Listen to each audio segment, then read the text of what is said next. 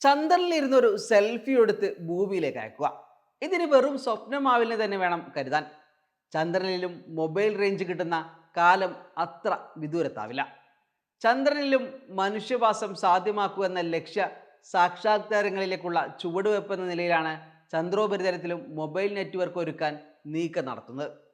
Wireless telecommunication രംഗത്ത് ശ്രദ്ധേയമായ ചുവടുവെപ്പുകൾ നടത്തിയ ബഹുരാഷ്ട്ര കോർപ്പറേഷനായ നോക്കിയയാണ് ലോകത്തിലെ ഏറ്റവും വലിയ ബഹിരാകാശ ഗവേഷണ ഏജൻസിയായ നാസയുമായി ചേർന്ന് ചന്ദ്രോപരിതലത്തിൽ കണക്ടിവിറ്റി എത്തിക്കുന്നതിനുള്ള നീക്കങ്ങൾ നടക്കുന്നത്. ഫിൻലാൻഡ് കേന്ദ്രീകരിച്ച് പ്രവർത്തിക്കുന്ന നോക്കിയ വികസിപ്പിച്ച ലൂണാർ സർഫേസ് കമ്മ്യൂണിക്കേഷൻ സിസ്റ്റം അഥവാ LSCS എന്ന സാങ്കേതിക വിദ്യയും വഹിച്ചുകൊണ്ടുള്ള പേടകം ചന്ദ്രനെ ലക്ഷ്യമാക്കി ഭൂമിയിൽ നിന്ന് പുറപ്പെട്ടു കഴിഞ്ഞു. പേടകം ഈ മാസം 6-ന് ചന്ദ്രനിൽ ഇറങ്ങുമെന്നാണ് പ്രതീക്ഷ. ഫ്ലോറിഡയിലെ കെന്നഡി സ്പേസ് സെന്ററിൽ നിന്ന് ഇക്കഴിഞ്ഞ ഫെബ്രുവരി 26-ന് ഇന്ത്യൻ സമയം പുലർച്ചെ 5 മണിയോടെയാണ് LSCS ഉൾക്കൊള്ളുന്ന അദീന ലാൻഡർ വഹിച്ച് സ്പേസ് എക്സിന്റെ ഫാൽക്കൺ 9 റോക്കറ്റ് കുതിച്ചുയർന്നത്.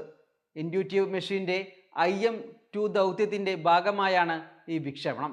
ചന്ദ്രനിൽ മനുഷ്യവാസം സാധ്യമാക്കുന്നതിനാവശ്യമായ മറ്റു പ്രാഥമിക പര്യവേക്ഷണ പ്രവർത്തനങ്ങളും ഈ ദൗത്യത്തിന്റെ ഭാഗമാണ്.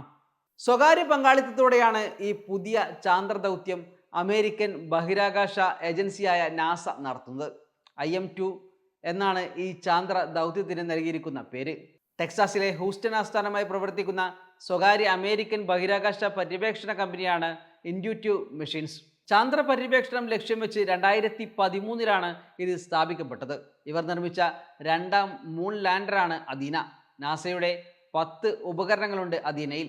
ചന്ദ്രനിൽ മൊബൈൽ നെറ്റ്വർക്ക് സ്ഥാപിക്കൽ ഇതിൻ്റെ ലക്ഷ്യമാണെങ്കിലും മനുഷ്യവാസം സാധ്യമാക്കുന്നതിന് ചന്ദ്രോപരിതലത്തിൽ ജനസാന്നിധ്യം തിരിച്ചറിയുകയാണ് അദീനയുടെ പ്രധാന ജോലി. 3 ലാൻഡറുകളും ഒരു ഹോപ്പറും അദീനയിലുണ്ട്. ചന്ദ്രൻ്റെ ദക്ഷിണ ധ്രുവത്തിൽ നിന്ന് 160 കിലോമീറ്റർ ദൂരത്തായി ഇറങ്ങുന്ന രീതിയിലാണ് ഇതിൻ്റെ ഗതി നിശ്ചയിച്ചിരിക്കുന്നത്. ലാൻഡർ വിജയകരമായാൽ ദക്ഷിണ ധ്രുവത്തിന് ഏറ്റവും അടുത്തിറങ്ങുന്ന ചാന്ദ്ര പേടകമായിരിക്കും ഇത്. ഐസ് കട്ടകൾ ഒളിഞ്ഞിരിക്കുന്നതായി കരുതപ്പെടുന്ന മോൺസ് മൗണ്ടണിലെ ഗർത്തങ്ങൾക്ക് സമീപം ഇറങ്ങുന്ന അദീന ലാൻഡർ ചന്ദ്രോപരിതലത്തിലെ ജലസാന്നിധ്യം തിരിച്ചറിയാനുള്ള ഗവേഷണങ്ങൾ നടത്തുന്നതിൽ വിജയിച്ചാൽ അത് മനുഷ്യരാശിക്ക് വലിയ മുതൽക്കൂട്ടാകും. ചന്ദ്രനിലെ ഏറ്റവും ഉയരം കൂടിയ പർവ്വതമെന്ന് കരുതപ്പെടുന്ന മോൺസ് മൗണ്ടണിൽ നാസയുടെ കൊമേഴ്ഷ്യൽ ലൂണാർ പെലോഡ് സർവീസസ് സംരംഭത്തിൻ്റെയും ആർടെമിസ് ദൗത്യത്തിൻ്റെയും മുന്നോടിയായാണ് ഈ വിക്ഷേപണം. നാസ ലക്ഷ്യം വെക്കുന്ന മനുഷ്യരെ ഉൾക്കൊള്ളിച്ചുള്ള ബഹിരാകാശ യാത്രാ പരിപാടിയാണ് ആർടെമിസ് ദൗത്യം. മനുഷ്യന്റെ ചന്ദ്രന്റെ ദക്ഷിണ ധ്രുവത്തിലെത്തിച്ച് തിരികെ കൊണ്ടുവരിക എന്നതാണ് ആർടെമിസിന്റെ പ്രാഥമിക ലക്ഷ്യം. വിജയിച്ചാൽ 1972-ലെ അപ്പോളോ 7-ന് ശേഷം മനുഷ്യനെ ഉൾപ്പെടുത്തി ആദ്യമായി ചന്ദ്രനിലേക്ക് പോകുന്ന ദൗത്യമായിരിക്കും ഇത്. ഇതിനു മുന്നോടിയായി ശാസ്ത്രജ്ഞർക്ക് ചന്ദ്രനിലെ മനുഷ്യോപകാരപ്രദമായ വിഭവങ്ങളെക്കുറിച്ച് നന്നായി മനസ്സിലാക്കാൻ സഹായിക്കുന്ന സാങ്കേതിക വിദ്യകൾ ഉൾക്കൊള്ളുന്ന 2 ഉപകരണങ്ങളുടെ ഒരു സ്യൂട്ടും അഥവാ ട്രിഡൻറ്റും അദീനയിൽ ഉൾക്കൊള്ളിച്ചിട്ടുണ്ട്. പുതിയ ഭൂപ്രദേശങ്ങളുടെ പര്യവേക്ഷണത്തിനായി റെഗോലിത്തും ഐസ് തുരക്കാൻ ട്രിഡൻറ്റും സഹായിക്കും. പോളാർ എക്സ്പ്ലോറേഷൻ റോവർ അഥവാ VIPER, polar resource ice mining experiment അഥവാ പ്രൈം എന്നിവ ഇതിൻ്റെ ഭാഗമാണ്. ദൃഢമായ പാറയെ പൊതിഞ്ഞ ഏകീകൃതമല്ലാത്തതും അയഞ്ഞതുമായ വസ്തുക്കളും പൊടി, തകർന്ന പാറകൾ തുടങ്ങിയ വൈവിധ്യമാർന്ന നിക്ഷേപങ്ങളുടെ ഒരു പുതപ്പാണ് റെഗോലിത്ത്. ഭൂമി, ചന്ദ്രൻ, ചൊവ്വ, ചില ചിഹ്നഗ്രഹങ്ങൾ, മറ്റു ഭൗമഗ്രഹങ്ങൾ, ഉപഗ്രഹങ്ങൾ എന്നിവയിൽ ഇവ കാണപ്പെടുന്നുണ്ട്. പോളാർ റിസോഴ്സ്ഡ് ഐസ് മൈനിങ് എക്സ്പെരിമെൻ്റ് 1 അഥവാ പ്രൈം 1 എന്ന ഉപകരണമാണ് ചന്ദ്രോപരിതലം തുരന്ന് ജലസാന്നിധ്യം പരിശോധിക്കുക. ചന്ദ്രോപരിതലത്തിൽ നിന്ന് 3 അടി താഴേക്ക് കുഴിക്കാനും സാമ്പിൾ ശേഖരിക്കാനും ഈ ഉപകരണത്തിനാകും. ചന്ദ്രമണ്ണ് അല്ലെങ്കിൽ റെഗോലിത്ത് വേർതിരിച്ചെടുക്കാൻ ട്രിഡൻറ്റ് ഡ്രിൽ വഴി കഴിയുമെന്നാണ് പ്രതീക്ഷ. കൂടാതെ മാസ് സ്പെക്ട്രോമീറ്ററായ മോസ്ലോ വെള്ളത്തിൻ്റെയും മറ്റു സാമ്പിൾ വിശകലനം ചെയ്യും. നാസയുടെ ലൂണാർ ട്രെയിൽ ബ്ലേസർ എന്ന ബഹിരാകാശ പേടകം ചന്ദ്രനിലെ ജലസാന്നിധ്യം എവിടെയെല്ലാമാണെന്ന് മാപ്പ് ചെയ്യും. ചാന്ദ്രജലത്തെക്കുറിച്ചും ചന്ദ്രൻ്റെ ജലചക്രത്തെക്കുറിച്ചും മനസ്സിലാക്കാൻ ഇത് സഹായിക്കും. ഏതെല്ലാം രൂപത്തിലാണ് അവയുടെ സാന്നിധ്യമെന്നും എന്തെല്ലാം മാറ്റങ്ങളാണ് അവയ്ക്ക് സംഭവിക്കുന്നതെന്നും ഈ ദൗത്യത്തിൽ മനസ്സിലാക്കാനാക്കുമെന്നാണ് പ്രതീക്ഷിക്കുന്നത്. ചാന്ദ്രനിലെ മണ്ണിലടങ്ങിയിരിക്കുന്ന വാതകങ്ങളെ കുറിച്ച് പഠിക്കുന്നതിനൊപ്പം ഭാവി ചാന്ദ്രയാത്രകൾക്ക് ഗതി നിർണ്ണയം നടത്താൻ ആവശ്യമായ ലേസർ റിഫ്ലക്ടർ അരേയും അദീന വിന്യസിക്കും. ചന്ദ്രന്റെ ഉൾഭാഗത്തെക്കുറിച്ചുള്ള വിവരങ്ങൾ മനസ്സിലാക്കുകയാണ് നാസയുടെ ലേസർ റെട്രോ റിഫ്ലക്ടർ അരേ ഉപകരണത്തിന്റെ ദൗത്യം. ഇത് ചന്ദ്രോപരിതലത്തിലെ ജലത്തെ കണ്ടെത്തി മാപ്പ് ചെയ്ത് അതിന്റെ രൂപവും സമൃദ്ധിയും സ്ഥാനവും ഭൂമിശാസ്ത്രീയമായി എങ്ങനെ ബന്ധപ്പെട്ടിരിക്കുന്നുവെന്ന് നിർണ്ണയിക്കും. വെള്ളം മാത്രമല്ല, കാർബൺ ഡൈ ഓക്സൈഡും IM-2 ദൗത്യം ചന്ദ്രനിൽ പരതും. ചന്ദ്രനിൽ ഐസ് കണ്ടെത്താനായാൽ അതിൻ്റെ സഹായത്തോടെ മനുഷ്യർക്ക് ശ്വസിക്കാനാവുന്ന ഓക്സിജൻ നിർമ്മിച്ചെടുക്കാനാവുമെന്നും ഇത് ചന്ദ്രനിൽ ദീർഘകാലം മനുഷ്യവാസം സാധ്യമാക്കുമെന്നും ശാസ്ത്രലോകം കണക്കുകൂട്ടുന്നു. അങ്ങനെയെങ്കിൽ അവിടെ മൊബൈൽ നെറ്റ്വർക്കും അത്യാവശ്യമായി വരും. നോക്കിയയ്ക്ക് വേണ്ടി ലൂണാർ ഔട്ട്പോസ്റ്റ് എന്ന കമ്പനിയാണ് 4G നെറ്റ്വർക്ക് സ്ഥാപിക്കാനായി മൊബൈൽ ഓട്ടോമസ് പ്രോസ്പെക്റ്റിംഗ് പ്ലാറ്റ്ഫോം അഥവാ മാപ്പ് എന്ന പേരുള്ള റോവർ നിർമ്മിച്ചത്. ഭൂമിയിൽ ഉപയോഗിക്കുന്ന അതേ സെല്ലുലാർ സാങ്കേതിക വിദ്യയാണ് ലൂണാർ സർഫേസ് കമ്മ്യൂണിക്കേഷൻ സിസ്റ്റത്തിലും ഉപയോഗിച്ചിരിക്കുന്നത്.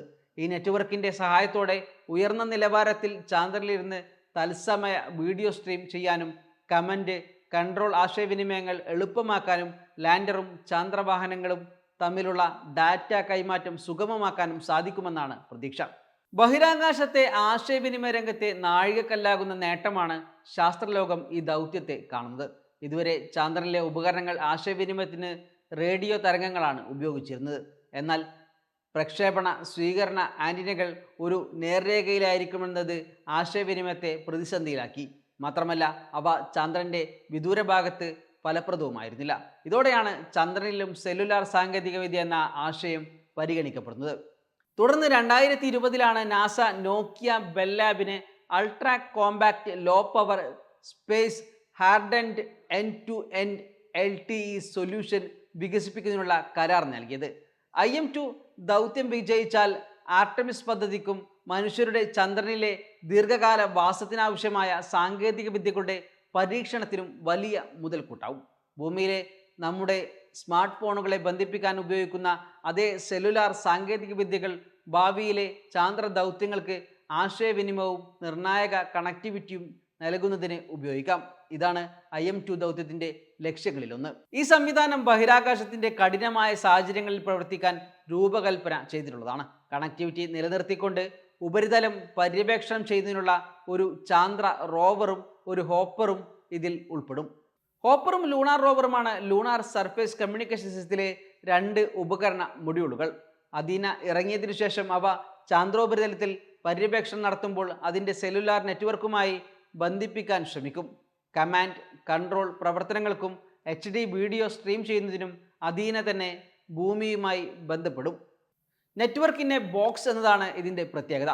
ബേസ് സ്റ്റേഷനും ടവറുമായ ബോക്സും ഒപ്പം ലാൻഡറിൽ തങ്ങളുടെ ആൻറ്റിനയും ഇതാണ് പദ്ധതിയുടെ പ്രത്യേകതയെന്ന് നോക്കിയ ബെൽ ലാബ്സ് സൊല്യൂഷൻസ് റിസർച്ചിൻ്റെ പ്രസിഡന്റ് തിയറി ക്ലീൻ പറയുന്നു. ലാൻഡറിൻ്റെ സോളാർ പാനലുകൾ ബോക്സിന് പവർ നൽകും.